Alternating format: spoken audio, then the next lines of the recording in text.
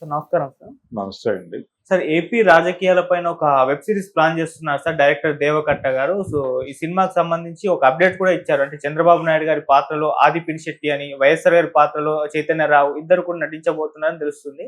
మరి సినిమా ఏ time period లో నడుస్తుంది, ఏ విధంగా ఉండబోతుంది అంటారు సార్? మీరేం చెప్తారు దీని గురించి? అంటే ఒక రకంగా 78 ఎన్నికలు, 78 ఎన్నికల పూర్వరంగము అలా నడుస్తుంది కథ.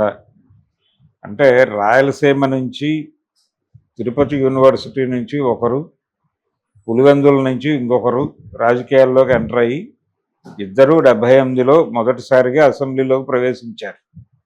చంద్రబాబు, వైఎస్ రాజశేఖర రెడ్డి. అయితే రాజశేఖర రెడ్డి అప్పుడు రెడ్డి కాంగ్రెస్ నుంచి పోటీ చేశాడు. బ్రహ్మానందరెడ్డి గారు ఇందిరాగాంధీని బయటికి పంపించేసిన తర్వాత దాన్ని రెడ్డి కాంగ్రెస్ అని, ఇందిరాగాంధీ గారు ఏర్పాటు చేసుకున్న పార్టీని ఇందిరా కాంగ్రెస్ అని వ్యవహరించేవారు. ఈ రెండు పార్టీలే ఆ ఎన్నికల్లో తలబడ్డాయి. ప్రధానంగా జనతా పార్టీ పక్కకి వెళ్ళిపోయింది.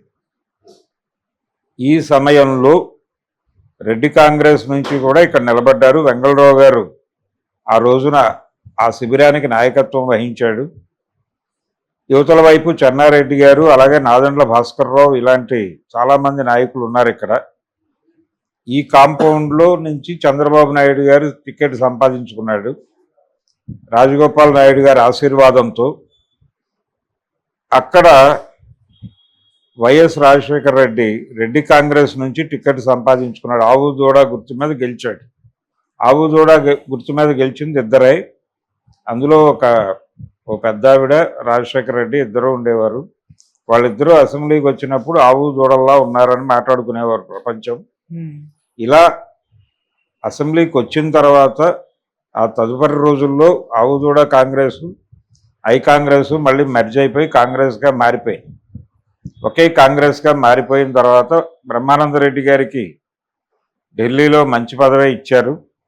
ఇలా ఆయన గొడవ నడిచిపోయింది. అలా రాజకీయ అంటే భిన్నమైనటువంటి పార్టీల నుంచి గెలిచి అసెంబ్లీలోకి వెళ్ళినటువంటి వీళ్ళిద్దరి మధ్య ఒక స్నేహం నడిచింది. ఆ స్నేహంతో పాటు ఎవరి పథకాలలో వాళ్ళు, వాళ్ళ పథక రచనలో వాళ్ళు ఉండేవాడు. ఇద్దరి టార్గెట్ ముఖ్యమంత్రి కావటమే.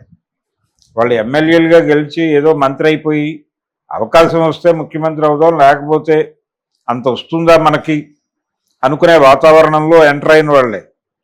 కానీ వైఎస్ రాజశేఖర రెడ్డికి ఎమ్మెల్యే అయిన మొదటి రోజే మనం ముఖ్యమంత్రి కావాలి అనే ప్రోగ్రాం ఉంది, చంద్రబాబుకి ఉంది. అయితే రాజశేఖర రెడ్డి ఆ ప్రోగ్రాంను ఎగ్జిక్యూట్ చేయడానికి ప్రతి జిల్లాలో ఉన్నటువంటి, ఆ జిల్లాలో ప్రభావవంతమైనటువంటి క్యారెక్టర్స్ ఉన్నటువంటి, ఏ విధమైన ప్రభావవంతమైన అయినా పర్వాలేదు, వాళ్ళతో ఒక రిలేషన్ మెయింటైన్ చేయాలి అనుకునేవాడు.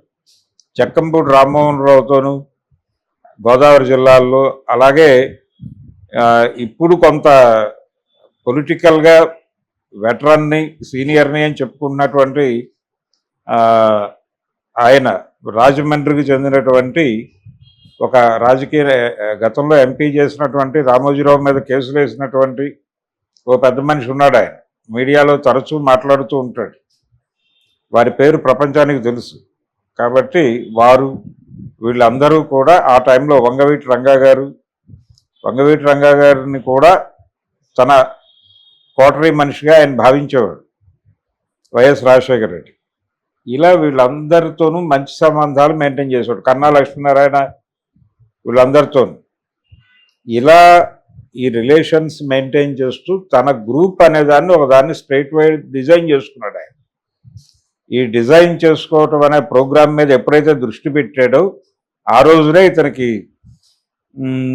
సీఎం కావాలి అనే ఒక ప్రోగ్రాం ఉంది అనే విషయం అందరికీ అర్థమైంది. ఆ టైంలో ఇంకా వెనకబడే ఉన్నాడు చంద్రబాబు. ఆయన ఆ డిజైనింగ్ చేస్తున్న రోజుల్లో చంద్రబాబు నాయుడు గారు కూడా ఆయన సన్నిహితుడిగానే ఉండేవారు, వారి మిత్ర బృందంలో ఉండేవాడు. వీళ్ళందరూ కలిసి దిగినటువంటి ఒక గ్రూప్ ఫోటో ఉంది ఇప్పటికీ. అలాగే ఒక రోజు అసెంబ్లీ వేదికగానే చంద్రబాబు ముఖ్యమంత్రి కావడానికి నేనే కారణం అన్న పద్ధతిలో ఆయన మాట్లాడాడు. అంటే చంద్రబాబు నాయుడు గారికి చిత్తూరు జిల్లా నుంచి ఒక సంబంధం ఏదో వస్తాయి, దాన్ని కాదని ఈ పెళ్లి చేసుకున్నాడు, ఏది ఎన్టీఆర్ కూతుర్ని. దీనికి ముందు తనని అడ్వైజ్ అడిగాడని, తనే ఇలా చేసుకోమని అడ్వైజ్ ఇచ్చానని, అందువల్లనే ఈ రోజున సీఎం అయ్యాడని అసెంబ్లీ వేదికలో ఆయన మాట్లాడినటువంటి మాటలు పేపర్లో రికార్డ్ అయినాయి.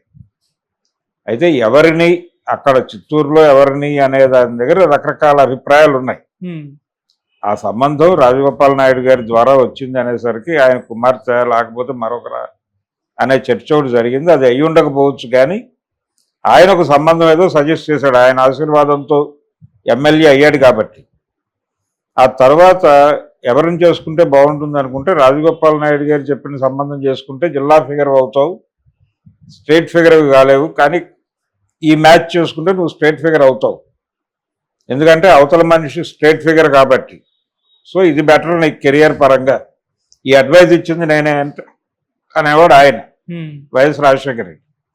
ఆ విధంగా వాళ్ళిద్దరి మధ్య స్నేహం మొదలై ఒక రకంగా ఒక దశలో చంద్రబాబుకి ఆయన నాయకుడిలాగా బిహేవ్ చేసి, ఆ తర్వాత ఈయన అనుకోకుండా అదృష్టం కలిసి వచ్చి ముఖ్యమంత్రి అయిపోయి వీళ్ళిద్దరూ ప్రత్యర్థులైపోయి, ఆ ప్రత్యర్థుల మధ్య తీవ్రమైనటువంటి ఘర్షణపూర్వకమైన వాతావరణం, చివరికి ఒకరి ముఖాలు ఒకరు చూసుకోలేని పరిస్థితి, ఒకరినొకరు విమర్శించుకోకపోతే కుదరని పరిస్థితి ఏర్పడింది. ఏర్పడిన తర్వాత కూడా వీళ్ళందరూ 78 బ్యాచ్ అనే ఉద్దేశంతోనే ఉండేవారు.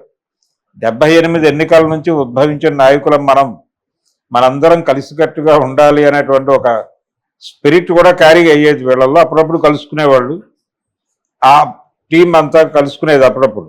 అక్కడ వరకే కన్ఫైన్ అయ్యేవారు, ఆ పార్టీ వరకు సరదాగా మాడుకుని బయటకు వచ్చేసారు. ఇలా వైఎస్ రాజశేఖర రెడ్డి నవ్వు మీద ఆయన పార్లమెంట్ వేదికగా చాలా కామెంట్స్ చేశాడు చంద్రబాబు నాయుడు గారు. అలా వాళ్ళిద్దరి మధ్య నడిచినటువంటి ఘర్షణ ఐక్యత అనే దానికి సంబంధించినటువంటి ఎలిమెంట్స్ తీసుకుని ఒక వెబ్ సిరీస్ చేస్తే బాగుంటుంది అనే అభిప్రాయం చాలా కాలంగా ఉంది దేవకట్ట గారికి. చాలా సందర్భాల్లో చాలా మందిని ఇన్వాల్వ్ చేసి స్టోరీ డిస్కషన్స్ నడిపాడు ఆయన. ఆ విధంగా ఆయన కూడా విపరీతంగా పరిశోధన చేశాడు, చదివాడు. ఇలా చదివి అర్థం చేసుకున్నటువంటి కంటెంట్ను ఒక దగ్గరికి తీసుకొచ్చి పెట్టేటువంటి ప్రయత్నం చేస్తున్నాడు. ఇప్పుడు ఆయన ఎమోషనల్గా డెమోక్రటిక్ పాలిటిక్స్ అంటే ఎన్నికల రాజకీయాలు, ఈ ఎన్నికల రాజకీయాలలో పైకి కనిపించని నెత్తురు, పైకి వినిపించని హింస ఉంటుంది. వీటిని ప్రొజెక్ట్ చేయటం అనేది చాలా కసరత్తు. అది